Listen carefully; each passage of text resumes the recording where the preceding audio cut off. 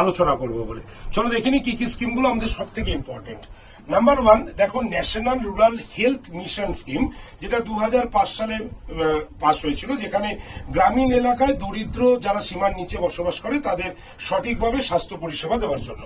Number 2 দেখো, national rural livelihood mission 2011, যেখানে মূল লক্ষ্য ছিল মহিলাদের প্রায় 3 লক্ষ টাকা ঋণের ব্যবস্থা করা।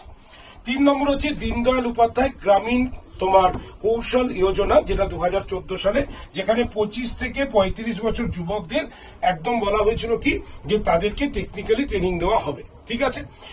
Roshni skill development scheme for tribal 2013 সালের স্কিম, যেখানে গ্রামীণ উন্নয়ন মন্ত্রক থেকে 24টি নকশাল অধ্যুষিত এলাকায় জনগোষ্ঠীদের কর্মসংস্থানের ব্যবস্থা করা হয়েছে। আর লাস্ট হচ্ছে Rajiv Gandhi national drinking water scheme, যেটা 1986, যেখানে কি করা হয়েছে পানীয় জলের ব্যবস্থা করা হয়েছে। তো অবশ্যই এরকম ভিডিওর জন্য চ্যানেলটাকে সাবস্ক্রাইব করুন।